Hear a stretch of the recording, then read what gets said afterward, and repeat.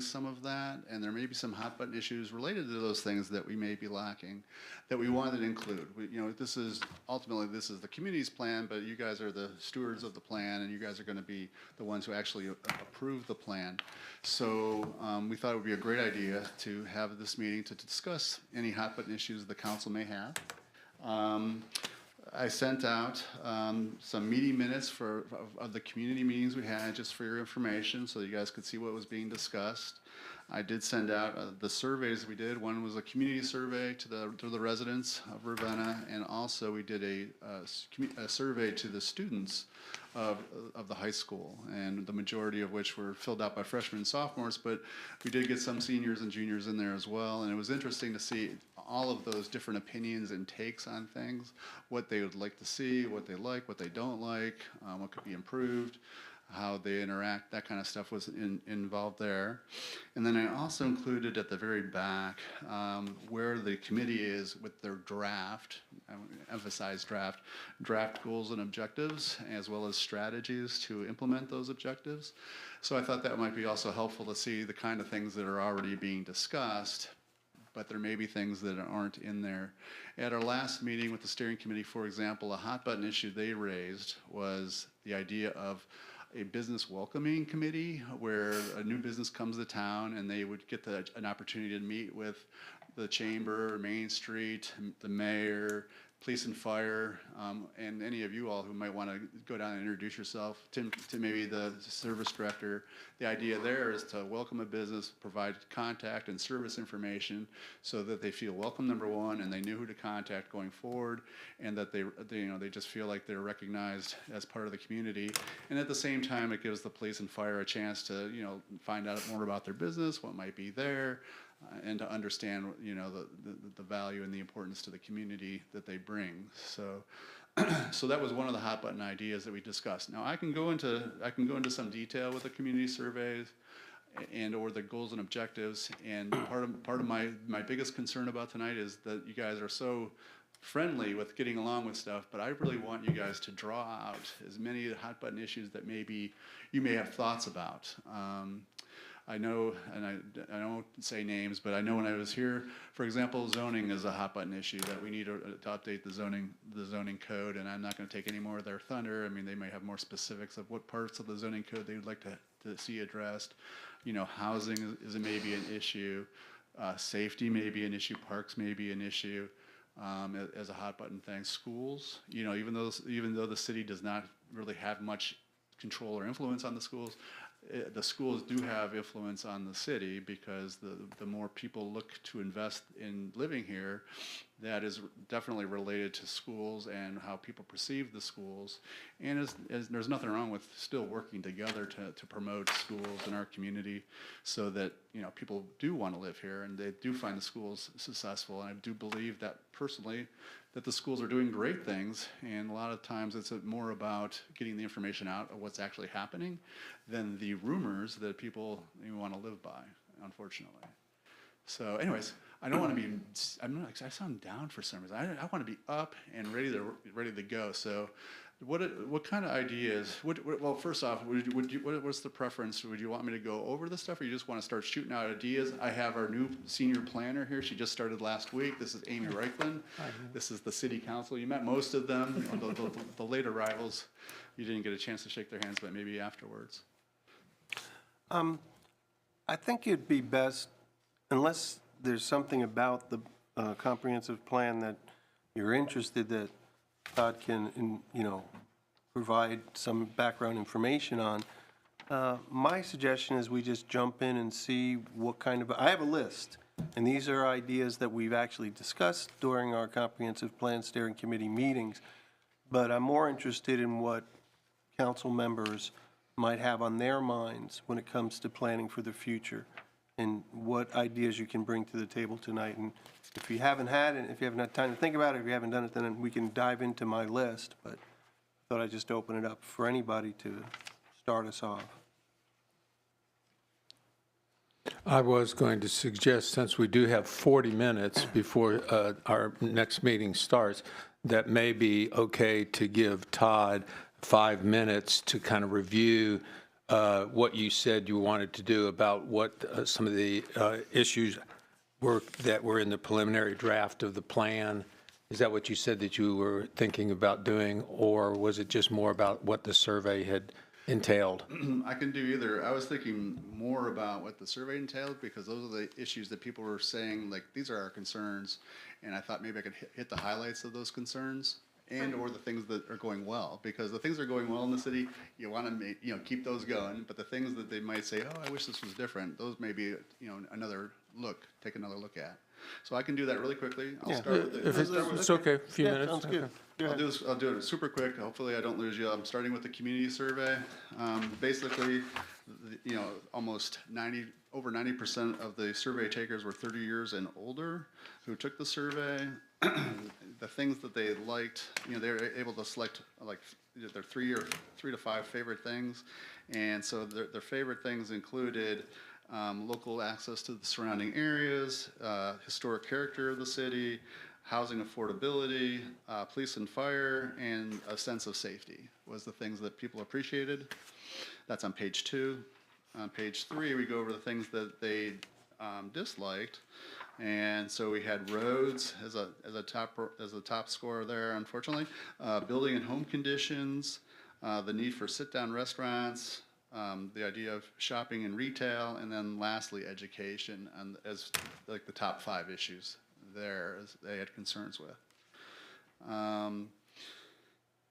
As far as like the building style, it was 88%. They'd like to see single-family houses, but they were also okay with seeing some condominiums at 22%. And then I think sometimes this is a loaded question that not everybody knows what they want. They just hear single-family, and that's what they're going to vote or survey score. What types of new developments would you like to see more of at the bottom of page 3? And the big one was sit-down restaurants, 81%. And then retail was 59%, redevelopment and infill development were both at 46-47%. So we do have places where infill development can occur. I was talking earlier about infill development there on South Chestnut, where that project is being cleaned up. There's also some projects on Lake Street. There's stuff on Cleveland Avenue. There's areas that can be redeveloped and infilled.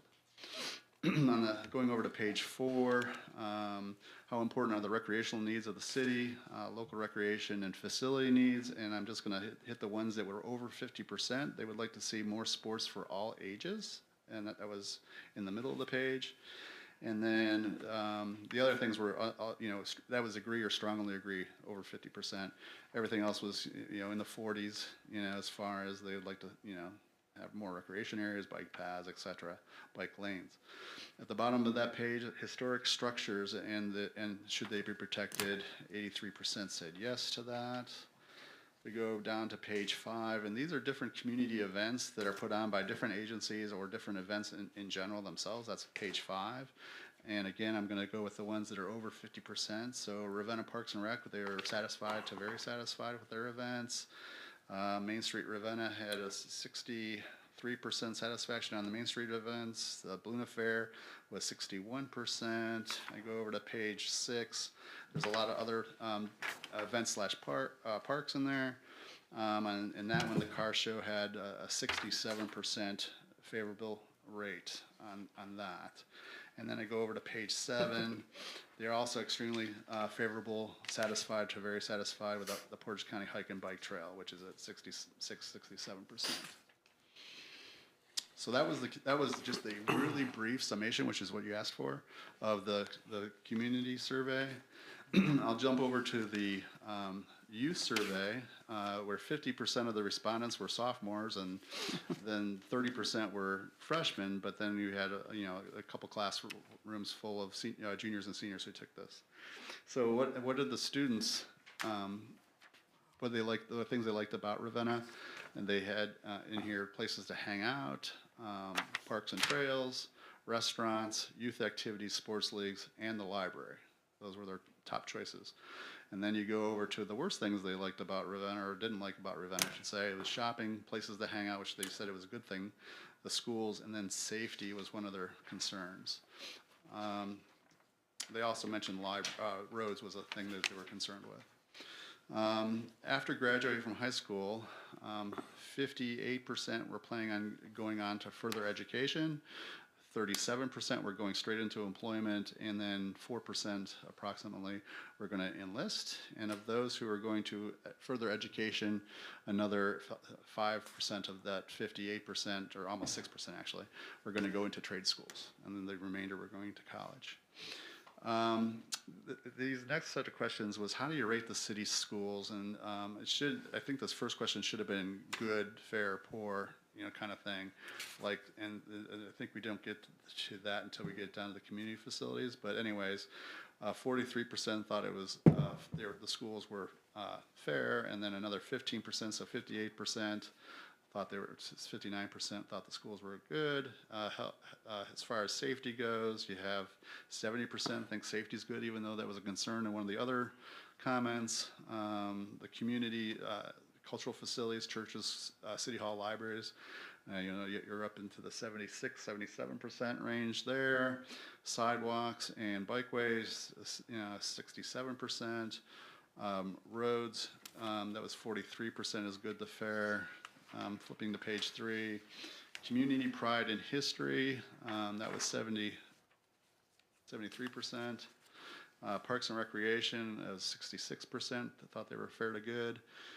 Public transportation, 56% thought it was good to fair to good. And then something that was interesting here too is, how do you get around in Ravenna? And obviously 80% drive, that makes complete sense to me. You got to also remember that when these kids took this survey, there was also Ravenna Township kids taking this survey, so which is fine, I think. But you also had 60% saying they walk and 37% saying they ride a bike. And I live in the township, and I know I can't walk or ride a bike because there's no sidewalks. And I live off of Summit Road, and I don't think I'll be riding a bike or walking on Summit Road anytime in the near future. So I think that's a pretty interesting number, that people do walk quite a bit in Ravenna as well as ride their bikes. And then another one, in your opinion, this is asking the kids, will Ravenna be a better place in the future in 10 years?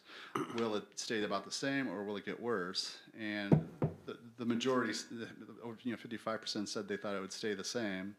And then 16% thought it would get better, and then 28% thought it would get worse. So that was interesting. There's some explanation on number 8 there at the bottom of page 3. Then in the middle of page 4, do you plan on living in Ravenna after graduation? Almost 55% said yes, 11% said, 55% said no. 11% said yes, almost 12%, and then 33% said they were not sure. So, one of the things that we talked about as a steering committee is we want to capture our young people here. The only way we're going to do that is they have good jobs that they can find. So we were talking about, those kind of things. And we were wondering the impact of the schools as encouraging them to stay. But when more than half the people who responded said they want to leave the city, we're not doing a good job capturing them at this point. So that is the youth survey. We would spend the remainder of the time talking about the draft goals and objectives, so I'm going to not do those. And we're going to go back and talk about your hot button issues that you may see, or maybe something you didn't think about based on what I just read to you. So, if anyone wants to start. I know one of the big things that I think that anytime I would complain about anything in general, it always seems that it goes back to the zoning. That was one thing me and Cheryl would always talk about, and that was like the main part of this plan, because we saw so many things that where zoning needed to be tightened up. Mm-hmm. And that was really a strong point on my selling, or for me to buy into this, is because our zoning, the last time some of this had been looked at was so long ago. And it frightens me on things that can go so close to neighborhoods. And, we want to rebuild our neighborhoods. We want nicer neighborhoods. We want to clean up our neighborhoods so that it makes it inviting for people to buy some of our older homes, to redo them, bring in families for starter homes.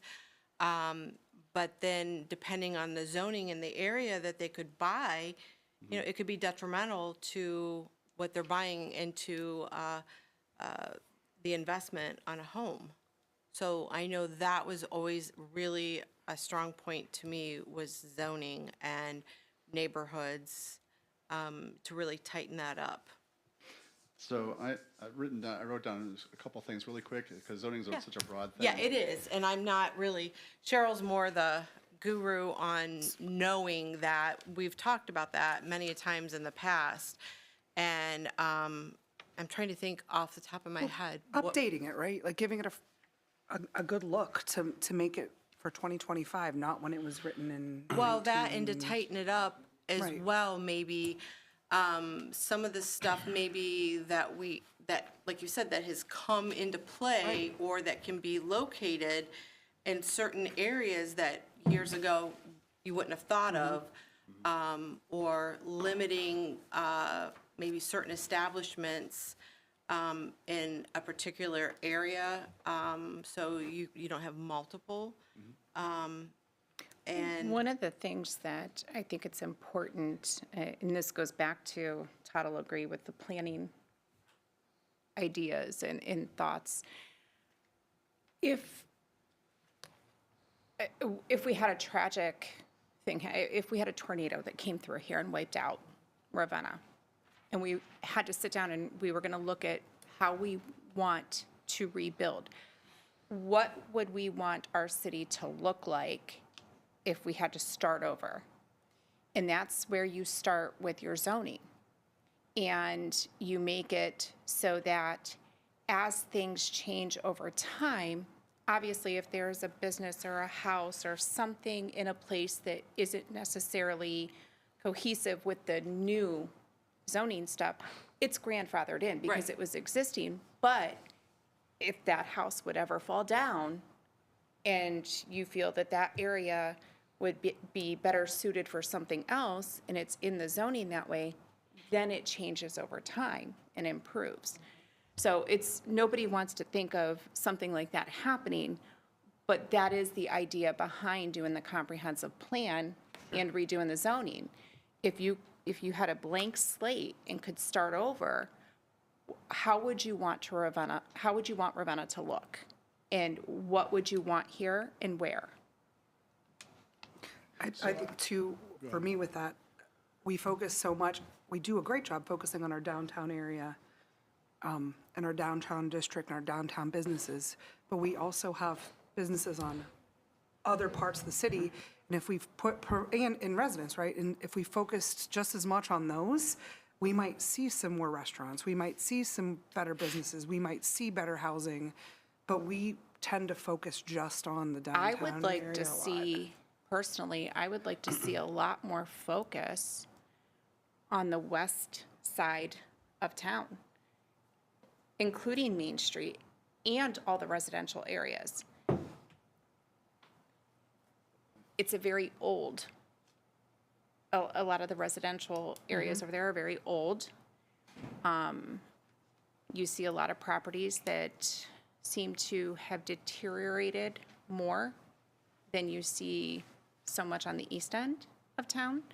But even Main Street, even the commercial areas, it's sad once you get past McDonald's.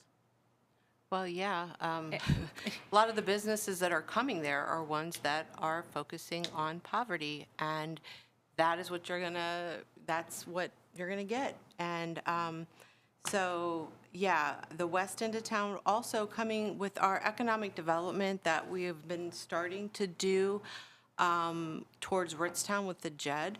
I also feel that from Prospect Street, that also should possibly somewhere down the road, it would be nice to be able to see sidewalks that might even take you into Ritztown to Neomed, because to get walkable students into our downtown area and develop that into a walkable area, which I know that would be a collaboration with Township, but along with the JED that we're doing, you know, you might be able to get people from Neomed to either ride their bikes in here more, to walk here, and focusing on the entrance from that end of town as well, with the Prospect area.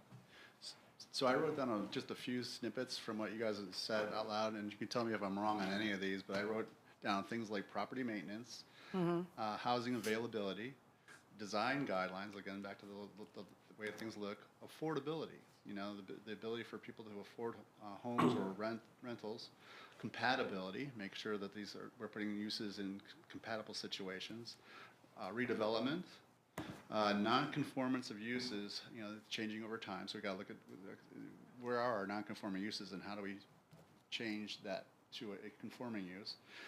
Focus on other areas of the city, west side and commercial areas on the west side specifically, but I think it's all areas you want to focus on. And then economic development, like you mentioned Prospect Avenue and sidewalks all the way down, and then I added to that like city entrances or entrances to the city. Yeah, all the entrances.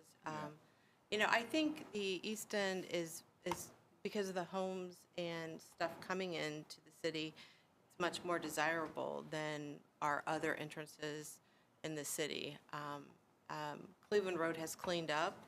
I still think it's way better than it used to be as far as when we did that brownfield grant and cleaned up that area. But I also think that, there might be some things still that could be put there. Along with that, I remember, this goes back a long time ago, pertaining to the entrances into town, there used to be different signs, such as "Welcome to Ravenna," just things like that, when you know that you're entering right into the city limits. The reason I'm saying that too is all the places I've been over the years, you see those things, whether it's a real small city or metropolis, either way.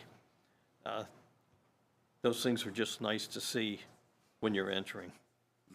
That way, if people aren't from around here, that way they know. Yeah, I mean, even if you go to a shopping mall, they have a directory of what stores and services are there. I mean, Yes. do we showcase what we have available in this community to both our residents as well as people outside of it? When I was doing stuff with the Portage County Historical Society, you'd be surprised how many lifelong residents were not familiar with the 12-acre campus that existed right on Chestnut Street. And they're like, I've never seen this. I'm like, what a missed opportunity. So I think marketing our strengths, like Paul was saying, is a good move for that direction. Yeah, and this council has talked about signage, I don't know how many times, and can't seem to get off the dime in doing anything about it. So maybe that's wayfinding, things like that.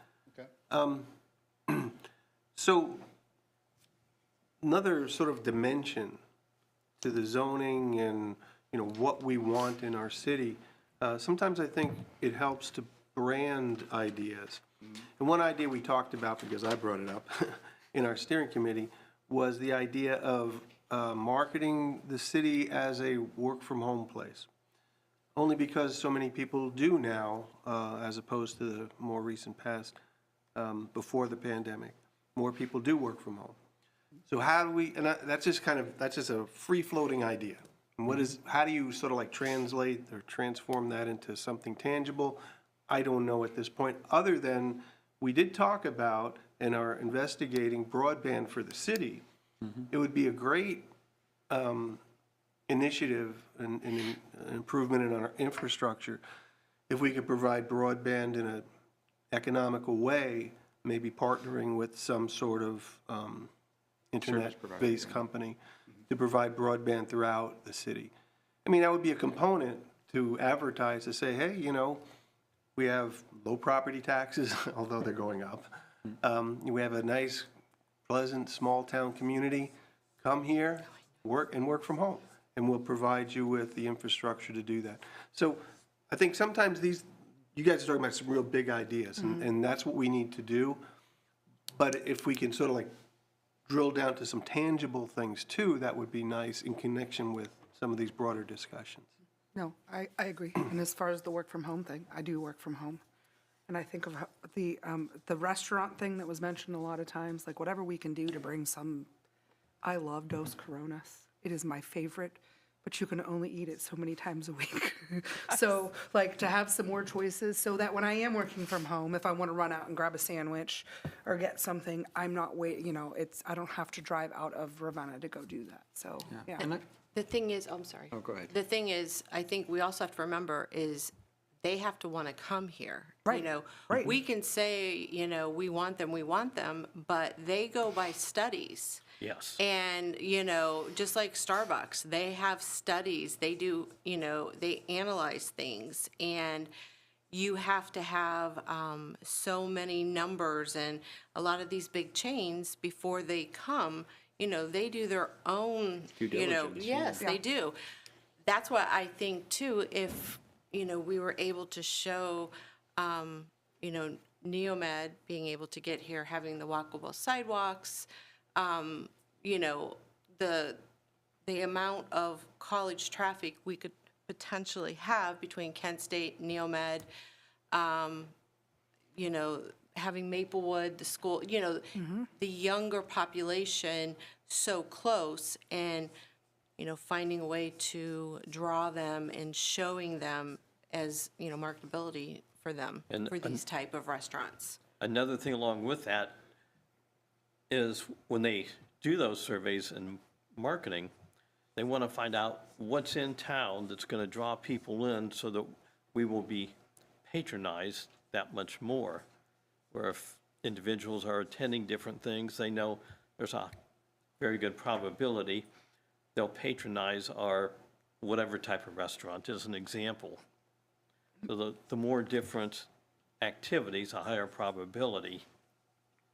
And then I know one of those things that a lot of those companies look at is traffic flow. If there's a certain percentage or amount of traffic flow, then that's a bigger type of enticement and consideration for them. But I think too, it all comes back to zoning. I mean, really, truly, as far as what's going to come and what we're going to support, and being consistent with it throughout the city, not one end or the other.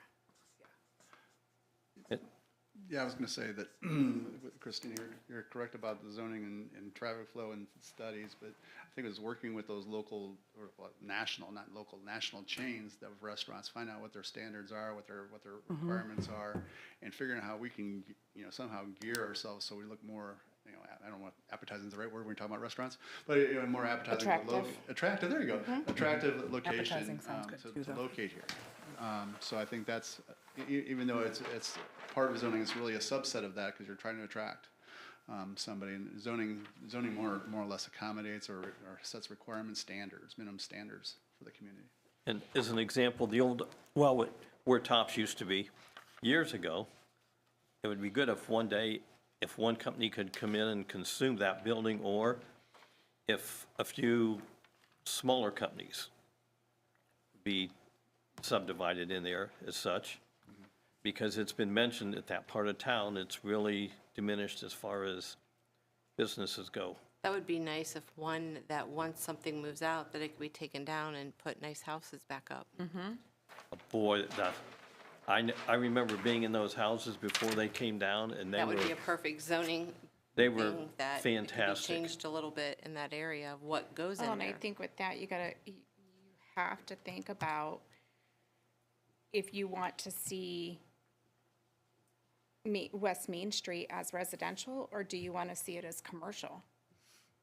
And, you, basically, the concept in a lot of plans, in a lot of zoning, is if you have your core downtown, and then your higher residential kind of circumferences that, and then it spreads out. So you could have, if you were a big city, you would have your high-rise multifamilies, and then it would go down, to lower, to duplex, and then out to single family. Like the outside. housing density, right? So you kind of want to consider that. Do you want to take those areas to residential, or do you want to build more commercial down that street? And it's really something that all of us sitting in these chairs needs to consider, and that's part of what this is if this was wiped out, what do you see there in the future? So, Yeah, I think there's a couple different opportunities too. I know we've talked about catering to large businesses, but I'd be very curious to see if the Chamber and even Main Street Ravenna would be interested in collaborating on helping people get started for smaller businesses in town. I had a conversation the other day with Paul regarding like Morris's Busy Corner, as well as other smaller businesses in town that, you know, like more of like a niche hobbyist kind of thing for some things, but you know, like in terms of places to actually be. So when like we look back to the survey, kids are saying, hey, there's not a lot of places to exist without potentially being, you know, coerced for loitering, or like, okay, you haven't bought a sandwich in 90 minutes, it's time to leave a McDonald's or something like that too. So where can people actually just exist while potentially enjoying, you know, goods or services kind of stuff? But to help keep kids in this community, I think you really have to start at the beginning, and that's going to the education situation. So I know the school districts is going through its challenges right now for funding and such, but realistically, if you were a high school graduate today and you were going to apply for a job at a business in Ravenna's municipality, what kind of job could you get? And is that a high-paying job where you can continue to develop your skills, where you'd want to stay close to that job, potentially buy a home? Like, you have to have that pathway to go from high school graduation to, like, for example, I would ask local area businesses, like, hey, what are some of the jobs that you have the hardest time filling for roles? Give us copies of those job descriptions and say, what skills do you need to actually accomplish this role successfully? And then try to help build towards that. So you kind of segue people in saying, hey, if you graduate here, your chance of getting a higher paying job is going to be higher, and you may want to stay in this community. And I really think that'll help kind of lend people towards that. So just thinking off the cuff there. And one of the things we I'm sorry. Oh, I'm sorry. I didn't No, go ahead. All right, You take another turn, then I'll go. Well, all right, let me just quickly mention, during our committee meetings, we also talked about the relationship between the schools and the city, and one idea we came up with was a joint commission or committee of school representatives and city representatives, because we talk about it a lot, but we don't necessarily engage in a more formal way. So that might be something we could put into this plan and see where it goes. So when we're talking about levies and stuff like that, you know, they don't just show up at a meeting. We have long-term ongoing discussions about it. I still think we should, and I have talked about this in the past, that have once a month somebody from council attend a school board meeting as a liaison type, and just to touch base and give updates and vice versa with the school board. Isn't the school board meeting the same time as the council I was meeting? just going to say, unfortunately, though, the school board, they have meetings on Monday, just like we do.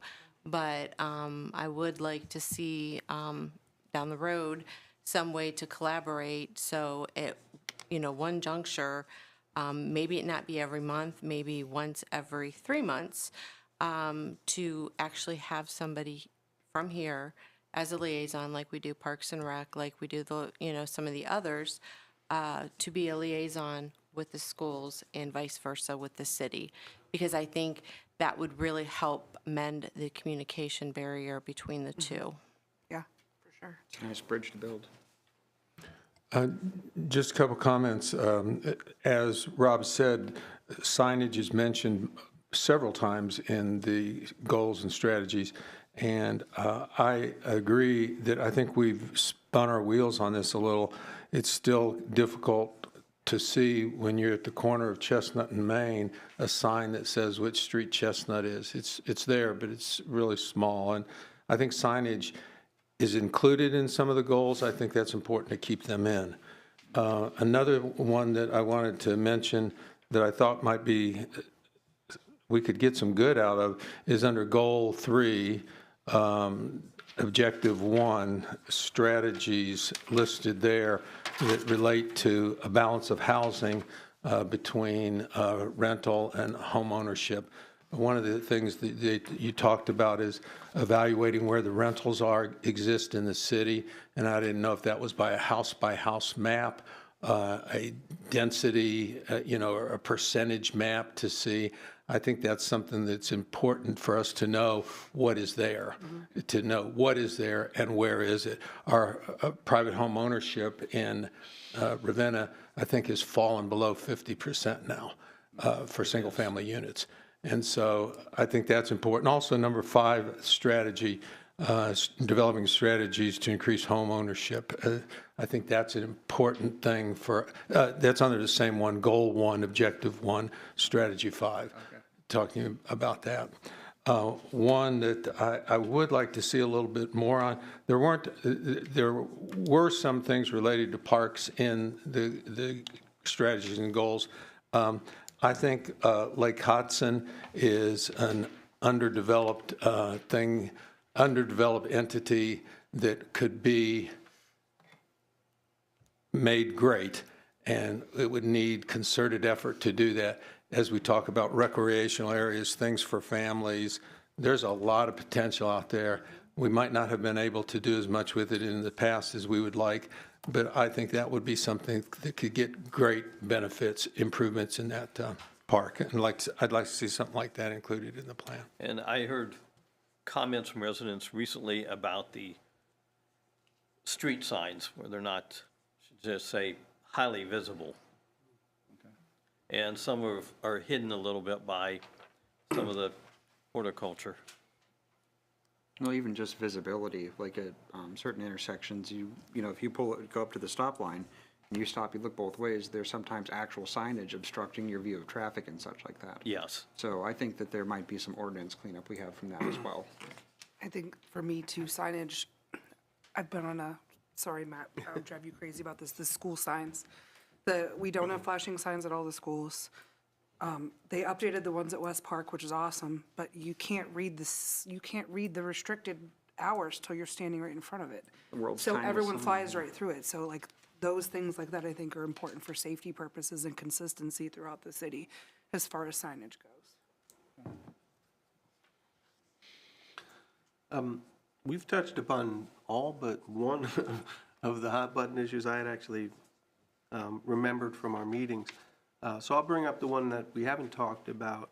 And that was, because we spent a lot of time concerned about the downtown area related to homelessness and safety, and it came up in several places in the survey.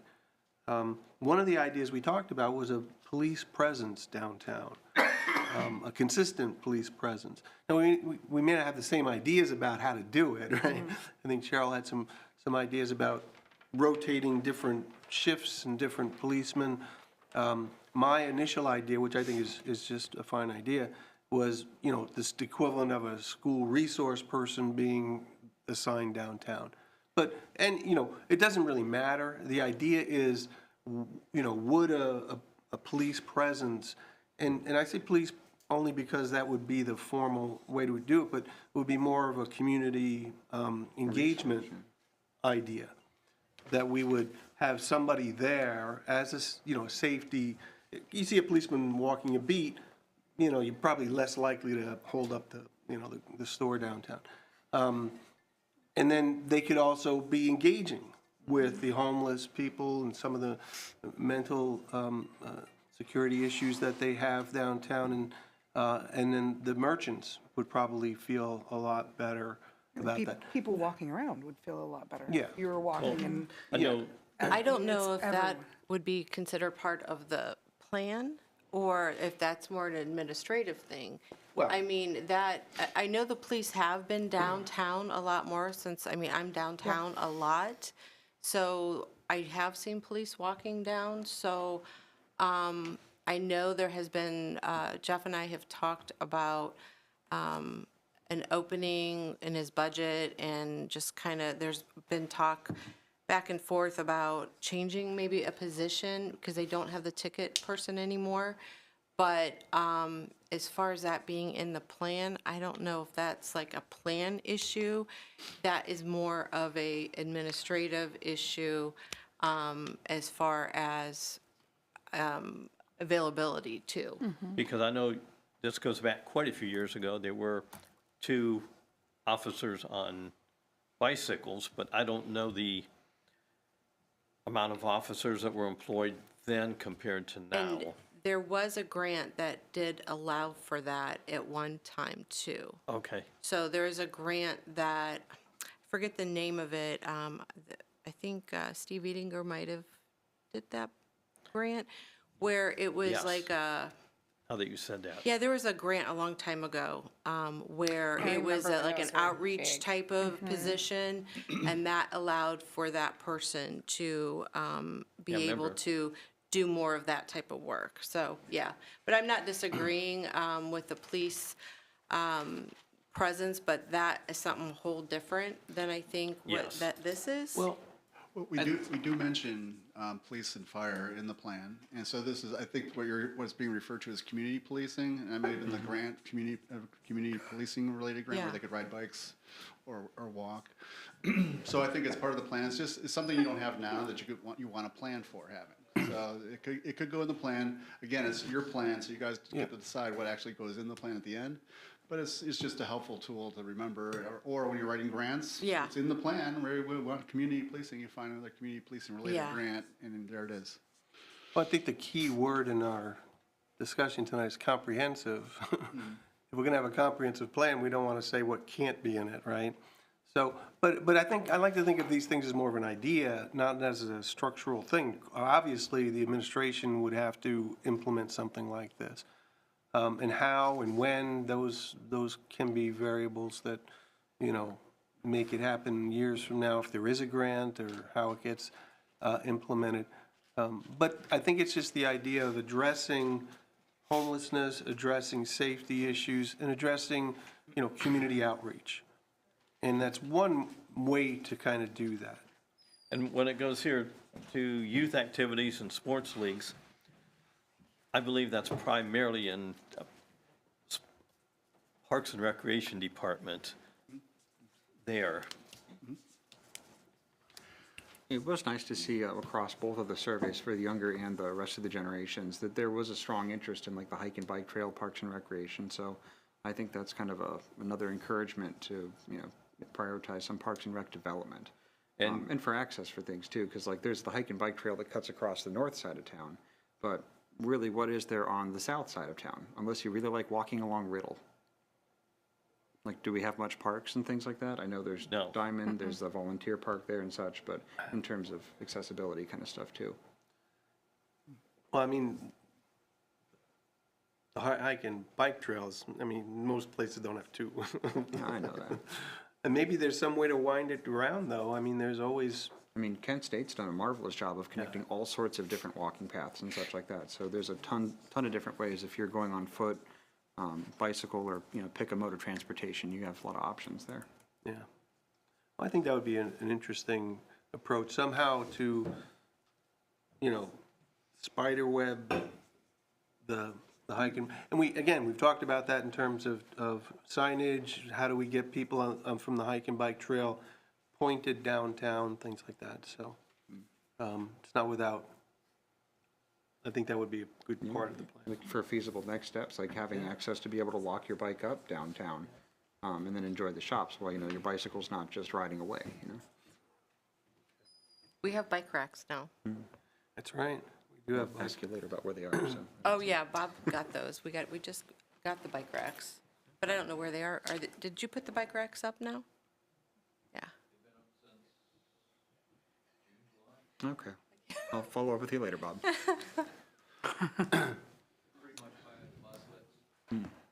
Okay.